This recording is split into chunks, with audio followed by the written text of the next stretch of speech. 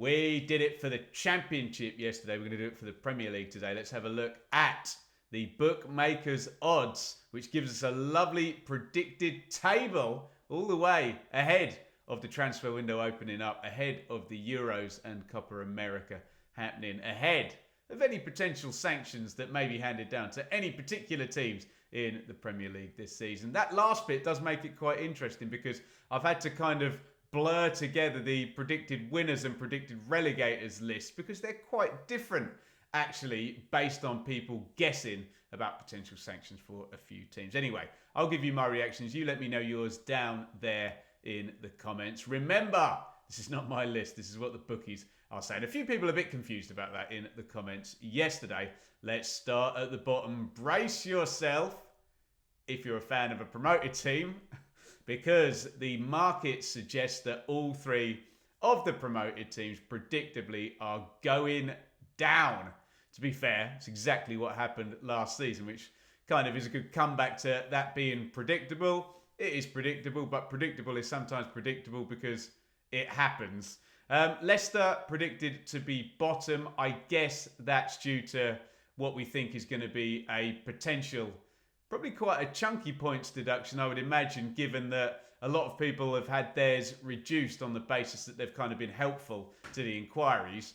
Leicester weren't helpful last season, were they? And they're now back in jurisdiction of the Premier League. We'll see what happens there. There's my lot, Ipswich in 19th. Look, you could get the scenario where Ipswich have got so much momentum over the past 2 seasons that they get a good start and they can ride it out. That feels like the main potential way to survival for Ipswich. But look, obviously they were in League One 2 seasons ago. Some people will argue, but Ben, did they use up all their momentum going straight through the Championship last season? I would say, we'll find out. Be great if they could stay up, but I can see a lot of money going on Ipswich to go down. Southampton, well, really feels fairly and squarely on the manager. Bit different in terms of Ipswich and Leicester. Obviously, don't think there's going to be any issues with FFP, P&S. And Southampton are a far more stable club in terms of top level, having been in the Premier League, I think, 11 years. Ipswich, not the case there. Is Russ Martin a Premier League manager? We'll find out. If he struggles, well, he won't last the season, will he? And we'll see. It'll be interesting. We'll see what Southampton do there. But Russ Martin has worked his way up through MK and Swansea and now Southampton. And that, to me, is a flip of a coin. If it works out for him, they may stay up. If not, gonna be a struggle. Everton on the edge there. Everton in their home in 17th place. We're wondering whether there may be more points deductions coming for Everton next season. It would be fewer than this season as they're not aggregating all the breaches. The big worry is administration, isn't it? That would carry, I know in the EFL that's -12. I don't know what it is in the Premier League, whether they have a different rule book on that. Someone will check me in the comments, but I don't know whether that will happen. But honestly, I think Everton might be a little bit higher up there, especially with Sean Dyche in the dugout, breaking out those clean sheets and, lacking defeats, you might imagine. We shall see. There's your bottom 4. Let me know your thoughts in the comments. Your next 4, Forest kind of establishing themselves, and they've got Wolves next. Wolves who have established themselves have kind of gone similar ways, haven't they? Wolves splashed the cash to get up and then in the early days in the Premier League. But to be fair to them, last couple of years surprised me. I've kind of thought they would be low down and they haven't been. Maybe the levy will break one time. Who knows? It does feel like, for if you're not one of these top 6 or 8 Premier League clubs, one bad transfer window and one bad season and down you go. Fulham, I mean, they've been fantastic since they've been up, haven't they? There's links away for Paulinho, the central midfielder. We'll see what happens there. Similar issue with Brentford, who are a little bit higher. Again, we're concocting the odds from various different lists, I have to say. I might swap a few of them around. I do actually worry a little bit about Brentford in terms of, is it the end of a cycle? Will Thomas Frank and Ivan Toney be there next season? That's the worry, that the first sort of Brentford cycle in the Premier League has is over, really. And they've been brilliant, haven't they? But got to reload and go again. So I don't know. Maybe I'm Forest and Fulham ahead of Brentford and Wolves. You tell me. Let me know your thoughts in the comments. Right in the middle of the pack, Brighton, Palace, West Ham, Bournemouth. It is so much of a muchness in the middle of the Premier League, isn't it? Always fairly tight. And anyone who can, I don't know, win 3 of their last 6 games or something can normally climb a few places in that middle rung of the team, safe from relegation, but not challenging the elite up the top for the European places. Brighton, I don't know. Is that going to tail off now? 31-year-old manager going in, we're hearing. Who knows? Palace are always kind of there or thereabouts, and I think the expectations are quite high at Palace with the new manager going in and the likes of Wharton and Eze in the England squad as well for the summer. West Ham, new manager going in there as well. That's going to go one of 2 ways. I know that's stating the obvious. Bournemouth have been superb the last 2 seasons, and I'll say what I said about Luton, that I'll say about Bournemouth. Can't be good every season, can they? Is it just Bournemouth just going to go up there and be good every season? I don't know. I really think if you take from 16 to 9 in that bookies list there, you could switch them around into any places and not be massively surprised, could you?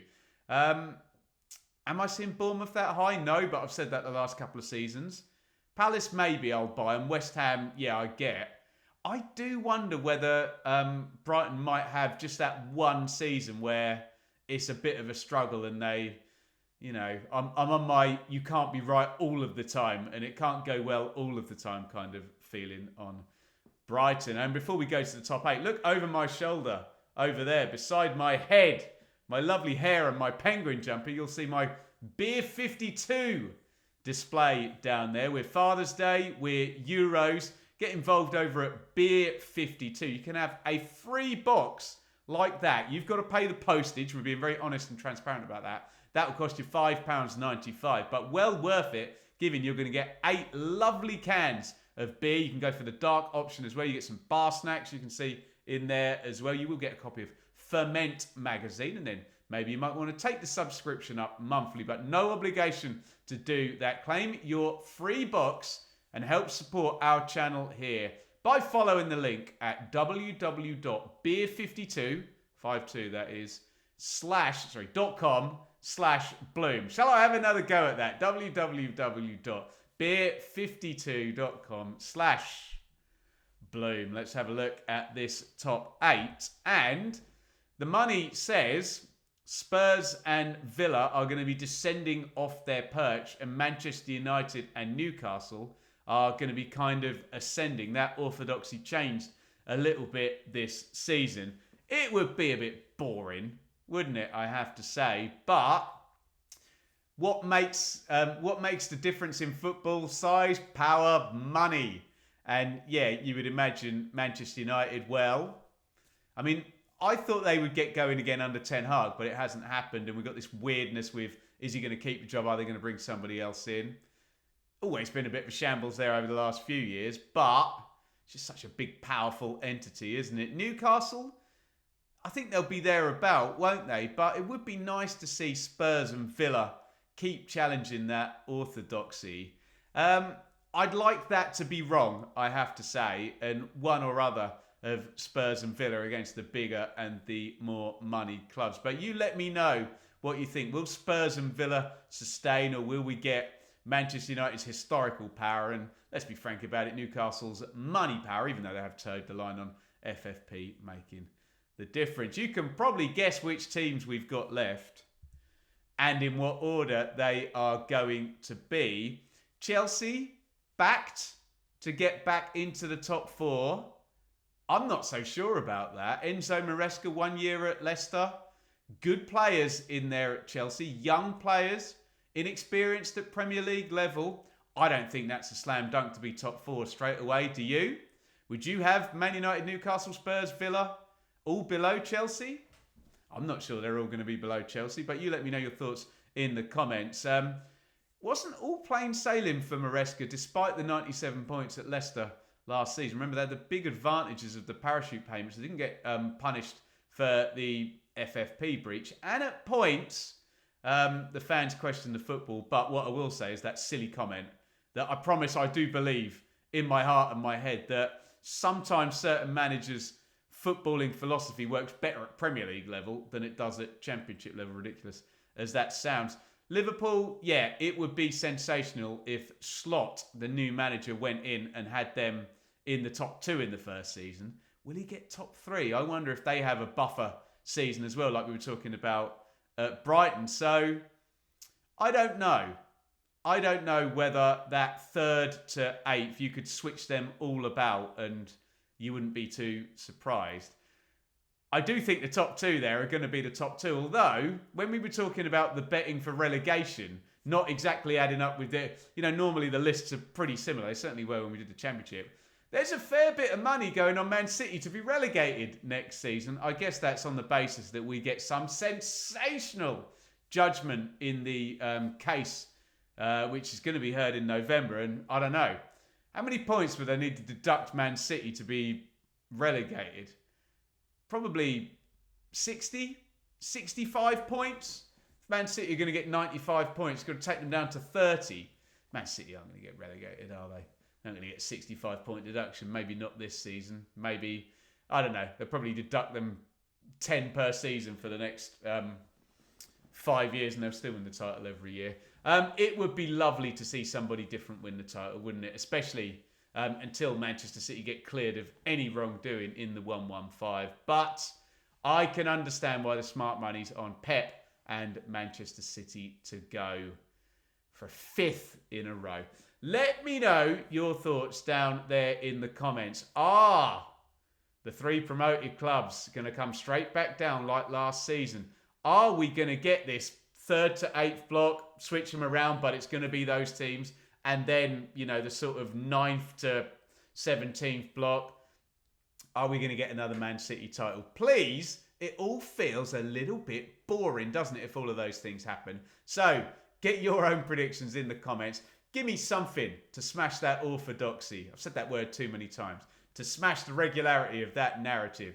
Will Man City fail to win the title? Will we get someone infiltrate the top 6, top 8? Will Brighton and Palace not end up in their normal places? And will one of the 3 new boys survive? Speaking of the 3 new boys, we will link the video we did yesterday over here somewhere in terms of the Championship.